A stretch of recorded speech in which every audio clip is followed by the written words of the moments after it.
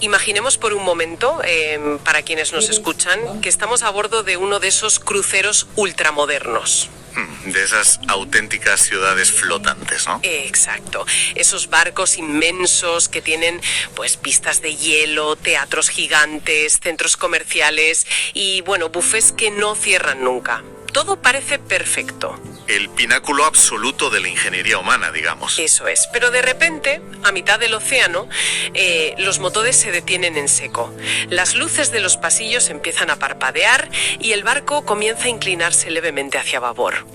Una imagen bastante asfixiante, la verdad. Totalmente. Pero lo verdaderamente inquietante, lo que te hiela la sangre, no es el silencio de las máquinas, es mirar alrededor y ver que la tripulación sigue sirviendo cócteles con una sonrisa de plástico. Claro, fingiendo que no pasa nada. Exacto. La orquesta sigue tocando el mismo repertorio alegre, fingiendo que la normalidad es absoluta, mientras el agua helada ya empieza a filtrarse por debajo de las pesadas puertas de cristal. Madre mía. Es que esa imagen captura de forma milimétrica una sensación muy tangible que flota hoy en el ambiente global, ¿verdad? Sí, sí. Esa percepción casi subconsciente de que la estructura misma que sostiene la vida moderna, independientemente de las siglas políticas o los modelos económicos que la rijan, está cediendo bajo su propio peso. O sea, hay una especie de consenso silencioso sobre este naufragio inminente. Y esa sensación de tener el agua ya mojándonos los zapatos es precisamente el núcleo del material que vamos a diseccionar en nuestra inmersión profunda de hoy. Un documento interesantísimo, por cierto. Ya te digo, ha llegado a nuestras manos un texto fechado en enero de 2026, titulado ¿Dónde está la salida de emergencia? Fue escrito desde La Habana por el filósofo Gabriel Villaboyana y, bueno, transmitido a través de una plataforma llamada Codex Nazareno. Y es un texto que tiene tela, ¿eh? Mucha tela, porque nuestra misión para este análisis es desentrañar este manifiesto, ya que la tesis principal es tan cruda como fascinante. Plantea que si el barco de la sociedad humana hace aguas de forma irremediable, buscar un bote salvavidas en las mismas instituciones que han provocado el naufragio no solo es inútil, es que suicida. Totalmente, y el texto es verdaderamente singular porque, no encaja en las categorías tradicionales. Plantea una espiritualidad que está completamente despojada de cualquier religión institucional o dogma, pero a la vez lanza críticas socioeconómicas tremendamente afiladas. Sí. No se casa con nadie. Exacto. Y todo esto articulado a través de metáforas modernas que van desde las infraestructuras de inteligencia artificial hasta, fíjate, la cosmología del telescopio espacial James Webb. ¡Qué locura de mezcla! Pero para entender por qué la búsqueda de esta salida de emergencia es tan urgente, el autor nos pide primero que miremos en qué tipo de edificio o, digamos, estructura temporal estamos atrapados. Utiliza la figura de un aula de castigo escolar. La metáfora del estudiante repetidor. Eso es. Describe a la humanidad en su conjunto como ese estudiante eternamente repetidor, alguien que vuelve a cursar el mismo grado una y otra vez, simplemente porque prefiere saltarse las clases para seguir jugando en el patio trasero de la inconsciencia. Vale, vamos a desgranar esto, porque el matiz crucial aquí no es la simple repetición, sino el agotamiento del tiempo.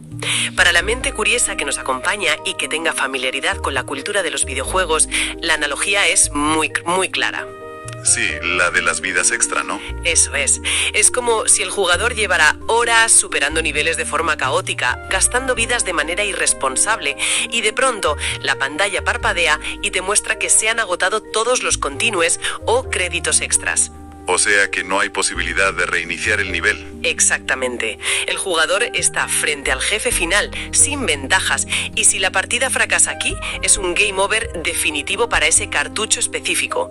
El texto habla literalmente de la última humanidad, sugiriendo que este modelo de sociedad ha llegado a su límite elástico. Lo fascinante aquí es cómo esa idea de que la máquina no acepta más monedas ilustra perfectamente el límite del que habla el documento.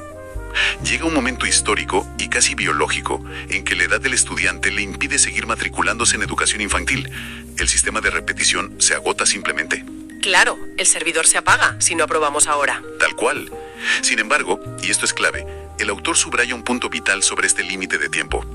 El objetivo de la advertencia no es infundir temor, De hecho, señala que el miedo es la herramienta por excelencia de las estructuras de poder actuales. Ya sean políticas, religiosas o financieras. Eso es.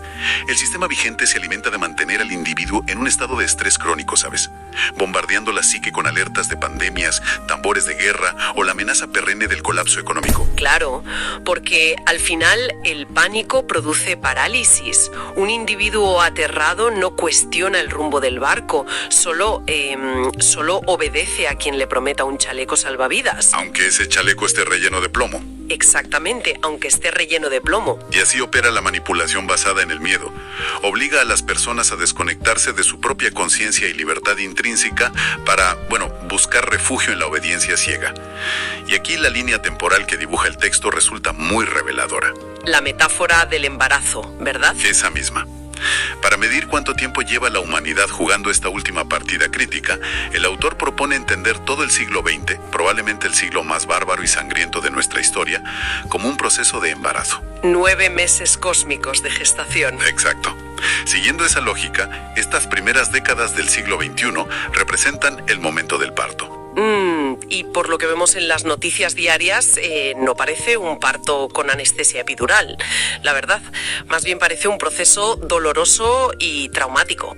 Desde luego, es un alumbramiento agónico del que están haciendo lo que el autor denomina la humanidad 5.0. Y para comprender qué diferencia esta nueva humanidad de las anteriores, el texto introduce su propia definición de lo que tradicionalmente hemos llamado el mal. Y ojo que no habla del típico demonio con tridente. Para nada. Hay que dejar a un lado las imágenes medievales. El autor describe el mal con una frialdad casi astronómica. Lo define como una fuerza universal, una energía densa que antecede a la formación de nuestra propia galaxia. O sea, anterior a las estrellas. Sí. Y su función principal, su razón de existir en la física del universo, es actuar como una resistencia que evita que las conciencias evolucionen. Quiere mantener al estudiante en esa primaria perpetua, inyectando estrés y polarización para asegurar que las personas olviden su origen creador. Espera. Aquí me toca hacer un poco de abogada del diablo, ¿eh? Adelante. Si planteamos que esta fuerza pregaláctica, este parásito cósmico, digamos, es el responsable de inyectar odio, polarización extrema y conflicto en las sociedades, ¿no corremos el riesgo de crear la coartada perfecta para la irresponsabilidad humana? Ya veo por dónde vas. Claro, alguien podría argumentar, la culpa de que existan guerras o una desigualdad abismal no es de nuestras decisiones políticas o económicas, es de esta energía milenaria que nos está saboteando la partida. ¿Cómo reconcilia el manifiesto la existencia de esta fuerza externa con las atrocidades que el ser humano decide cometer a diario? Esto plantea una pregunta importante y es una tensión fundamental en el desarrollo del texto.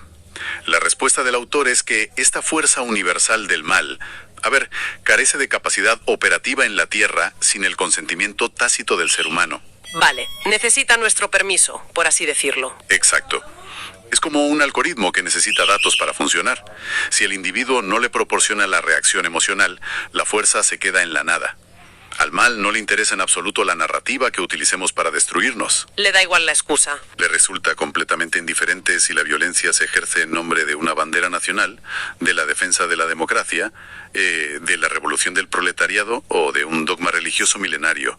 El pretexto es irrelevante. O sea, lo único que necesita es la desconexión. Eso es.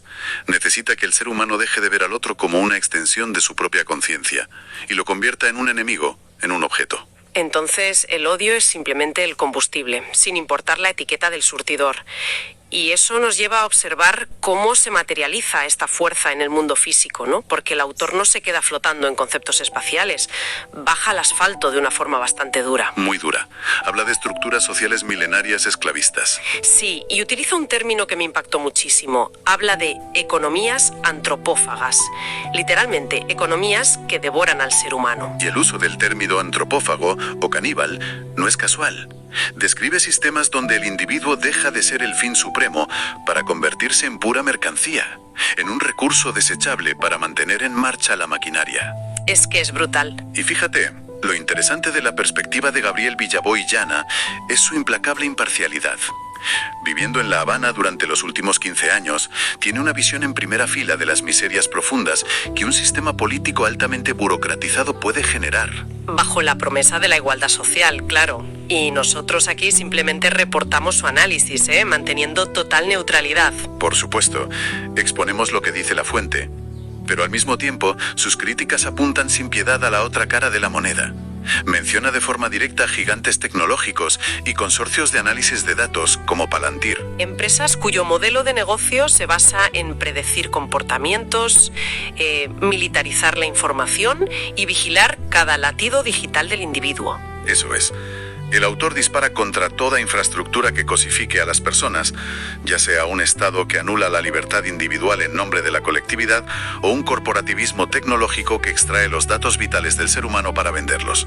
Para esta fuerza bloqueadora, digamos, el capitalismo de vigilancia extrema y el socialismo de Estado autoritario son simplemente dos sucursales de la misma empresa matriz, ¿verdad? Exactamente. Ambas exigen que la persona sacrifique su conciencia individual en el altar del sistema. Aquí es donde se pone realmente interesante, porque ante el miedo constante que generan estas economías caníbales y la amenaza perpetua de la crisis, el instinto básico humano es buscar un refugio. La reacción lógica ante la tormenta es meterse bajo techo, claro. Exacto. El problema, y la ironía tan cruda que plantea el autor, es que buscar refugio en estas instituciones, afiliarse ciegamente a un partido político, abrazar un fundamentalismo religioso o, bueno, anestesiarse en el consumismo, es el equivalente a buscar un salvavidas en el mismo barco que está diseñado para hundirse. O sea, las instituciones no están sufriendo el huracán. Ellas son el huracán. Eso es. Y exigen lealtad absoluta a sus fobios particulares. Piden que uno deteste al bando contrario para demostrar pureza ideológica. Exigen una militancia basada en la anulación del otro. Y claro, al entrar en esa dinámica de trincheras, el individuo entrega voluntariamente esa energía densa de la que hablábamos antes. Alimenta a la fuerza universal del mal, creyendo ingenuamente que está salvando el mundo. Madre mía, es que es una trampa perfecta. Lo es. Pero llegados a este punto de colapso sistémico generalizado,